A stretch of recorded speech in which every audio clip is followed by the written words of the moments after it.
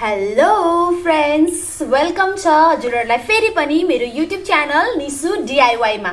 So यो भन्दा अगाडि हालेको जति पनि भिडियो थियो एकदमै राम्रो भ्यूज, हजुरहरुको कमेन्ट पनि त्यतिकै राम्रो, हजुरहरुले युज गरिसक्नु भएर सबै थोकहरु हजुरहरुको कमेन्ट देखि तपाईको रिभ्यू देखि हरेक थोकले म यति इम्प्रेस भएको छु, त्यसको लागि धेरै धेरै धन्यवाद। र हजुरहरुको यो सबै चीजले गर्दाखेरि चाहिँ मलाई अझै मोटिभेट भयो है। र अहिले फेरि एकदमै राम्रो आज राम्रो भिडियो लिएर आएको छु। र जति पनि नयाँ साथीहरु हुनुहुन्छ, आज पहिलोचोटि मेरो यो भिडियो हेर्दै हुनुहुन्छ, हजुरहरुलाई स्वागत छ। सब्स्क्राइब गर्नु भएको छैन भने सब्स्क्राइब गर्न पनि नबिर्सिनु होला। र आज के को विषयमा हो भन्ने कुरा त इन्ट्रो पनि हेरेर थाहा पाउनु भयो होला, या त थम्बनेल हेरेर पनि थाहा पाइसक्नु भएको छ। सो आज तपाईहरुलाई एकदमै राम्रो विषयमा मैले चाहिँ भिडियो लिएर आएको छु। धेरै जनाले मलाई कमेन्ट पनि छोड्नु भएको थियो, टिकटक प्लस युट्युबमा पनि धेरै चाहिँ साथीहरुले मलाई यसको लागि चाहिँ भिडियो लिएर आउनुस् न भनेर पनि क्वेशनहरु भनौं न उहाँहरुको कमेन्टहरु थियो। सो त्यही भएर चाहिँ मैले आज यो भिडियो लिएर आएको छु। आउनुस् भिडियोलाई सुरु गरौं।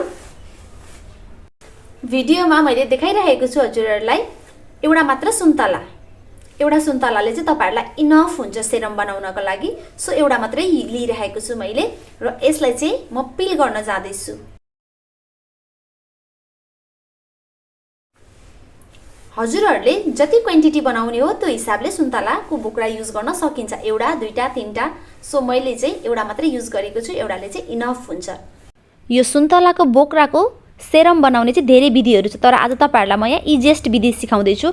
र मैले यो चाहिँ पिल गरेको, यो पिल गर्दाखेरि यसको पछाडीपट्टिको भागमा धेरै व्हाइट पार्ट आउँदैन। सो त्यो व्हाइट पार्ट धेरै आउनु पनि हुँदैन, त्यही भएर मैले त्यसरी पिल गरेको हो। तपाईसँग पिलर छैन भने चाहिँ तपाईहरुले यसरी बोक्रा छुट्याउन पनि सक्नुहुनेछ। तपाईहरुसँग कुनै सामान छ भने त्यो हिसाबले तपाईले गर्न सक्नुहुन्छ।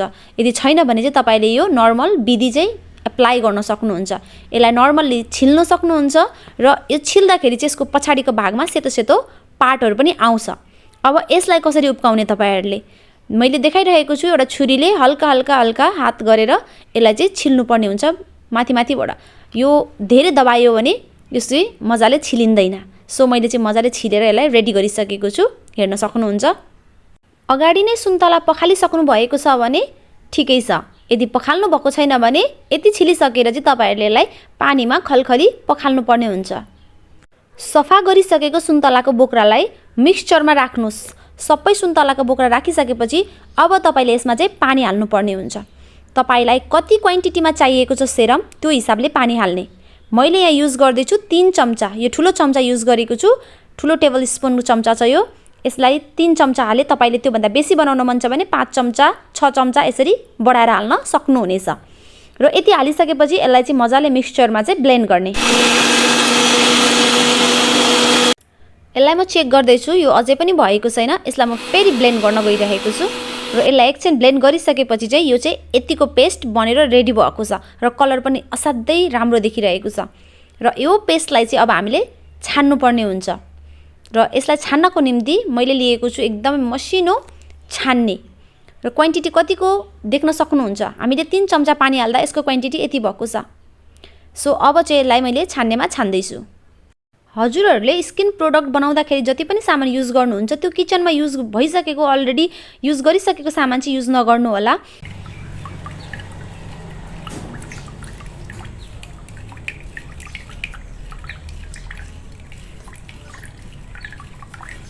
अलरेडी किचनमा युज भइसकेको सामान युज गर्दाखेरि चाहिँ हामीले त्यसमा अमिलो, पिरो, नुन, खुर्सानी, मर मसला सबै युज गरिसकेका हुन्छौँ। सो त्यो भएर त्यो स्किनलाई चाहिँ एकदमै नराम्रो हो, त्यही भएर एक्स्ट्रा सामान युज गर्नु होला।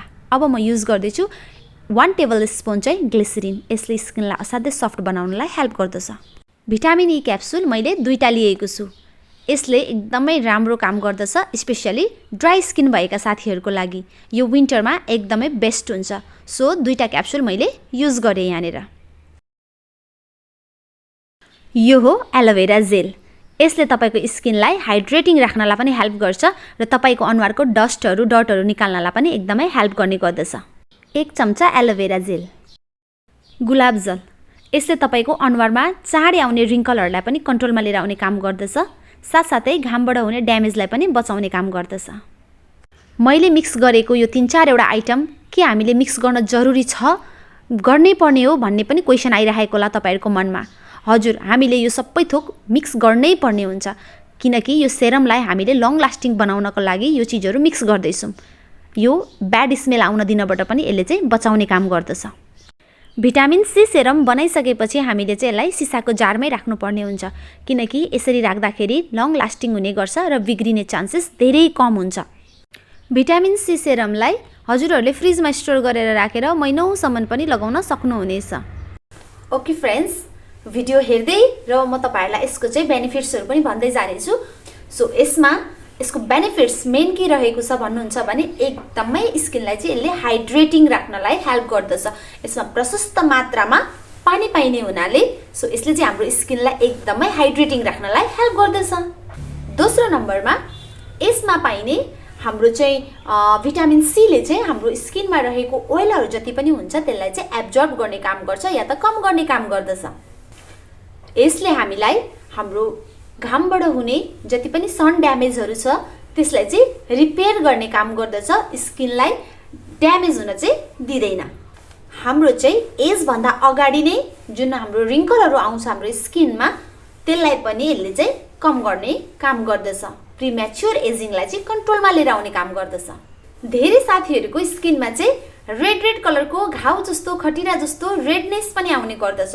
सो त्यसलाई पनि यसले कन्ट्रोलमा लिएर आउने या त सुकनेस गर्ने चाहिँ काम गर्दछ। यो जुन सुन्तला छ यो चाहिँ एउटा सिजनमा मात्रै पाउने फ्रुट भएको हुनाले हामीले चाहिँ यसलाई पछि कसरी युज गर्ने भन्दाखेरि मैले भिडियोमा देखाए अनुसार हजुरले यसरी यसलाई पिल गरेर छिलेर अनि घाममा सुकाएर केही समय चाहिँ सुक्खा बनाएर एउटा बोतलमा यसलाई प्याक गरेर राख्न सक्नुहुनेछ र तपाईलाई जहिले बनाउन मन लाग्छ तब चाहिँ यसरी नै युज गर्न सकिन्छ।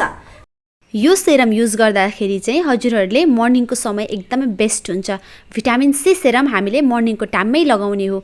यो सेरम चाहिँ हाम्रो सन ब्लक क्रिमसँग एकदमै राम्रो जाने भएको हुनाले हामीले यसलाई चाहिँ त्योसँग युज गर्न सकिन्छ। यसले युभी रेजलाई पनि मजाले ब्लक गर्ने भएको हुनाले र हाम्रो स्किनलाई चाहिँ युभी रेजबाट पनि बचाउनलाई यसले हेल्प गर्ने भएको हुनाले हामीले मर्निङको टाइममा युज गरेको एकदमै बेस्ट हो।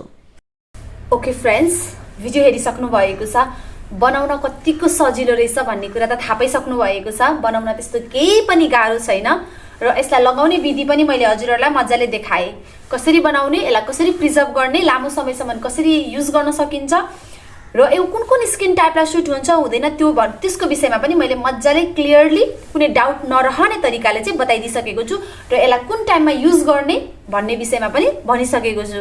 र अझै पनि तपाईहरुको मनमा त्यस्तो कुनै डाउट छ, केही कुराहरु बाँकी छन् अझै जुन चाहिँ क्लियर भएको छैन जस्तो लाग्छ भने चाहिँ हजुरहरूले मलाई कमेन्ट छोड्नु होला र तपाईहरुलाई यो भिडियो कस्तो लाग्यो, राम्रो लाग्यो भने लाइक गरिदिन नबिर्सिनु होला। च्यानललाई पनि सब्स्क्राइब गर्नु भएको छैन अझै पनि च्यानल सब्स्क्राइब नगरी हेरिरहनु भएको छ भने प्लिज च्यानललाई सब्स्क्राइब गरिदिनुस् र यो मेरो DIY फ्यामिली जुन यो निशु DIY फ्यामिली छ यसलाई पनि हामीले चाहिँ अलिकति एक्सप्यान्ड गरेर ठुलो बनाउने यसमा लागिरहेको छौँ। सो त्यही भएर तपाईहरुको सानो हेल्प चाहिन्छ, त्यसको लागि चाहिँ तपाईहरुले सानो सहयोग गरिदिनु होला र तपाईहरुको आफ्नो विचार रिभ्यूहरु के छ कसो छ यो भिडियो हेरेर बनाएर युज गरिसक्नु भएपछि तपाईहरुले त्यो पनि लेखिदिनु होला र नेक्स्ट भिडियो के को लागि चाहिएको छ, कुन भिडियो लिएर आउँदा ठीक हुन्छ त्यसको लागि पनि तपाईहरुले मलाई अलिकति सजेस्ट गर्नुपर्ने हुन्छ। सो धन्यवाद भिडियो हेरिदिनु भएकोमा। अहिलेलाई बाइ बाइ, नेक्स्ट भिडियोमा भेटौँला। नमस्कार, थ्यांक यू।